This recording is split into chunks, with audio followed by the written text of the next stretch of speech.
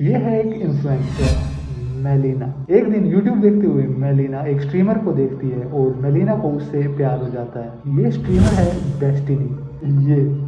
ये डेस्टिनी भी एक इन्फ्लुएंसर और स्ट्रीमर है। फिर मेलिना डेस्टिनी को इंस्टाग्राम पर मैसेज करती है और दोनों एक दूसरे से बातें स्टार्ट कर देते हैं। कुछ महीने बाद डेस्टिनी मेलिना से मिलने के लिए न्यूजीलैंड जाता है, जहाँ पे वो फिलहाल रहती है, और वहाँ पे चीजें रोमांटिक हो जाती हैं और वो दोनों एक दूसरे को डेट करने लगते हैं। अब वो दोनों ही इन्फ्लुएंसर और स्ट्रीमर हैं, तो वो अपनी रिलेशनशिप पब्लिक कर देते हैं और सभी को बताते हैं कि वो अब एक ओपन रिलेशनशिप में है। मतलब वो एक दूसरे के साथ हैं, पर वो और लोगों को भी डेट कर सकते हैं। कुछ टाइम बाद ये दोनों शादी कर लेते हैं और इनकी ओपन रिलेशनशिप ओपन मैरिज में कन्वर्ट हो जाती है। अब डेस्टिनी को उसकी ओपन मैरिज की वजह से बहुत ज्यादा क्रिटिसिज्म मिलता है और नेगेटिव कमेंट्स मिलते हैं। Like, it's hard to know. Like, one isn't even that fun sexually, depending on what you're looking for. So why is she not enough? Why is she not a... और वो जब दूसरे podcast पे जाता है तो सभी उसका मजाक उड़ाते हैं और उसे रोस्ट करने की कोशिश करते हैं। And how do you expect that to last for the next 5 years? I mean, it's lasted for 4 years, which I think is longer than any relationship you've been in, right? पर destiny और melaena को कोई फर्क नहीं पड़ता क्योंकि उनकी open marriage बहुत ही शानदार जा रही है। पर क्या ऐसा सच में है?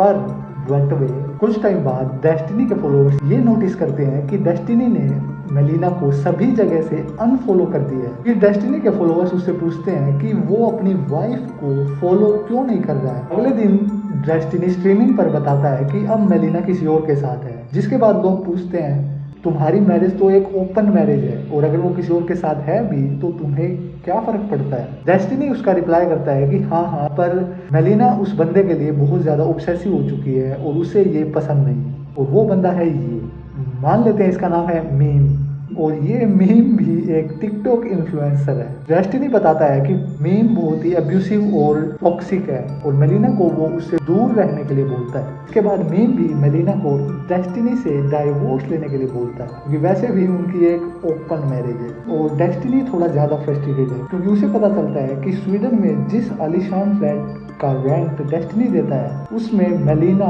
मीम के साथ रहती है। अब सभी कंफ्यूज्ड है कि क्या ये ओपन रिलेशनशिप चल भी रही है या फिर ये खत्म हो चुकी है। अब रूमर्स स्टार्ट होने लगते हैं कि मेलिना डाइवोर्स के बाद डेस्टिनी से कितने रुपए लेगी। इसी बीच रेड पिल पॉडकास्ट और बाकी इन्फ्लुएंसर्स इनकी ओपन मैरिज पर अटैक करते हैं। Does Destiny fulfill you? Yeah, of course. So then, why is it open? Because we like to fuck around. So he doesn't then. They have an open relationship. Yep. You're 100% You can open. try to put on your insecurities out there, that's fine. Do you? Women Yeah, of always course have I a do. double standard. I don't know. How is it a double standard when I have an open relationship? He also has an open relationship. We're just pointing like the Spider-Man. Do you not love your partners? Huh? You don't love your partners, your girlfriends. You have several girlfriends, right? Or do you have one? Yeah, do you love them? Do you love your girlfriends?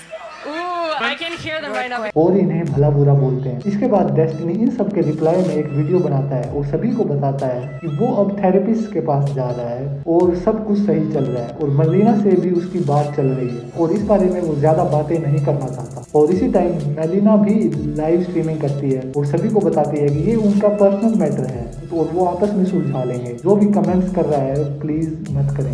I personally don't want to talk about anything about my private life public. और कुछ time बाद melaena और destiny अलग हो जाते हैं। शायद destiny की डेस्टिनी मेलिना नहीं थी।